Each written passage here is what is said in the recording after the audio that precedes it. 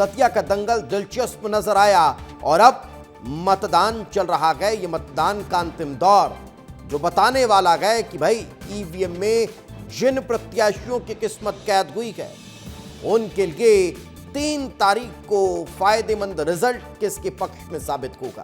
तो चलिए चर्चा करते हैं दतिया उपचुनाव की।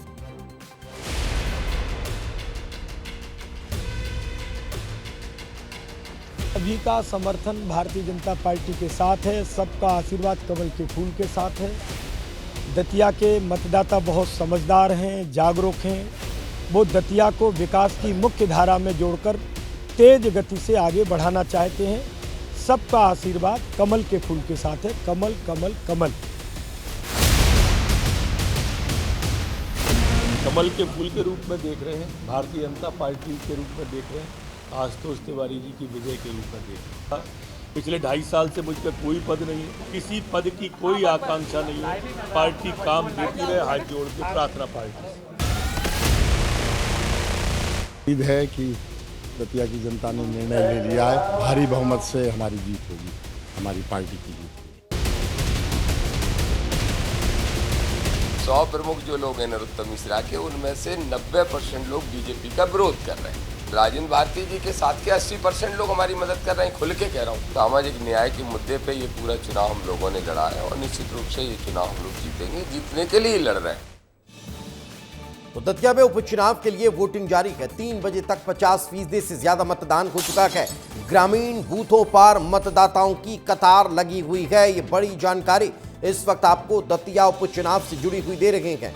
मतदान को लेकर लोगों में खासा उत्साह देखने को मिल रहा है। शाम 6 बजे तक मतदान होने वाला है, लेकिन उत्साह चरम पर है। मतदाता अपने मताधिकार का इस्तेमाल करने के लिए मतदान केंद्रों पर पहुंच रहे हैं, लेकिन अभी भी अगर दतिया के मतदाता वोटिंग करने के लिए नहीं पहुंचे हैं तो अभी भी वक्त है। 2 घंटे का और समय है। आपको अपने अपने घरों से निकलना चाहिए, अपने मतदान केंद्र पर पहुंचना चाहिए और उसके बाद अपना वोट देना चाहिए, क्योंकि आपका एक मत आपको कई सवाल पूछने का अधिकार देता है। आपका एक वोट आपको अपने जनप्रतिनिधि के लिए जिम्मेदार बना देता है, ताकि आप उससे सवाल कर उसे अपनी जिम्मेदारी का एहसास करा सकें। इस वक्त हमारे सहयोगी विवेक हमारे साथ जुड़ चुके हैं, उन्हीं से बातचीत करते हैं। विवेक, क्या माहौल फिलहाल अब अंतिम चरण में देखने को मिल रहा है?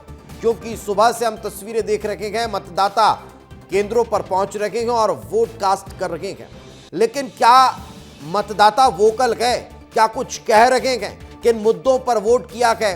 क्या देखकर वोट किया है या चेहरे पर वोट किया है? कुछ कह पा रहे हैं विवेक?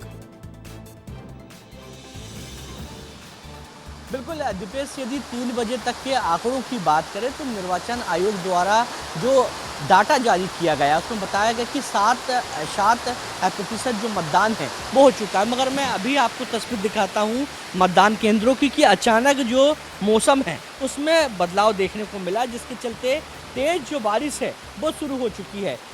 कुछ जो मतदाता हैं जिनको मतदान करना है वो तमाम जो लोग हैं वो अंदर चले गए हैं, क्योंकि आप तस्वीर में दिखाने की कोशिश करूंगा कि निर्वाचन आयोग द्वारा जो व्यवस्था है, जो वाटरप्रूफ जो टेंट है वो यहाँ पर लगाए गए हैं। उसके बावजूद भी आप देख सकते हैं कि पानी गिर रहा है, क्योंकि जो अचानक मौसम में बदलाव हुआ दीपेश, और बदलाव होने के चलते जो बारिश है वो तेज़ हो चुकी थी।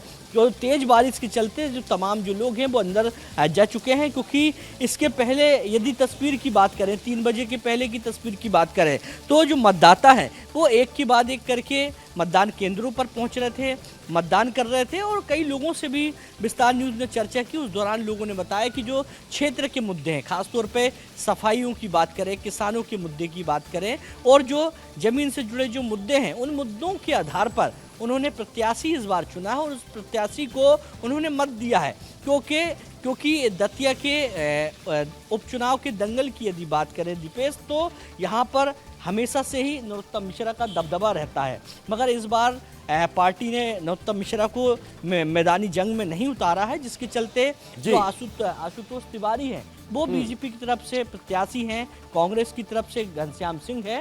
बिल्कुल बिल्कुल, और उन्हीं चेहरों पर जो है वो दाव राजनीतिक दलों ने लगाया, लेकिन माहौल जो है वो अब दिलचस्प नजर भी आया, जिसके बाद मतदाता अब जब मतदान केंद्रों पर पहुंच रहे हैं तो फिलहाल मौसम की बार वहां देखने को मिल रही है। बहुत बहुत शुक्रिया विवेक इस तमाम जानकारी के लिए।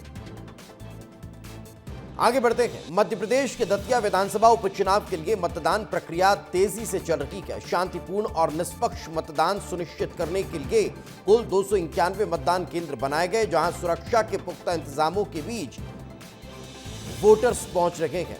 बीजेपी और कांग्रेस के दोनों ही दलों के प्रत्याशियों ने भी अपने मताधिकार का इस्तेमाल किया। मतदान के बाद सभी उम्मीदवार अपनी अपनी जीत का दावा करते हुए दिखाई दिए हैं। भारतीय जनता पार्टी के कद्दावर नेता नरोत्तम मिश्रा और उनके बेटे और बहू भी मतदान केंद्र पर पहुंचकर मतदान करते हुए नजर आएंगे। अब जरा आपको अलग अलग तस्वीरें दिखा देते हैं। ये तस्वीरें इस वक्त आपके टेलीविजन स्क्रीन पर है, जिसमें आशुतोष तिवारी बीजेपी के उम्मीदवार वोट करने पहुंचे, घनश्याम सिंह कांग्रेस के प्रत्याशी हैं, दामोदर यादव एएसपी के प्रत्याशी आपको दिखाई दे रहे हैं। उधर नरोत्तम मिश्रा ने पहुंचकर अपना मताधिकार का इस्तेमाल किया है। तो अवधेश नायक कांग्रेस के नेता हैं, ये भी मतदान करने के लिए पहुंचे थे। तो ये तस्वीरें बहुत खास, बहुत दिलचस्प हो जाती है। जब दतिया के रण को आप देखेंगे तो ये तमाम चेहरे जिनके इर्द गिर्द दतिया का उपचुनाव घूमता हुआ नजर आया।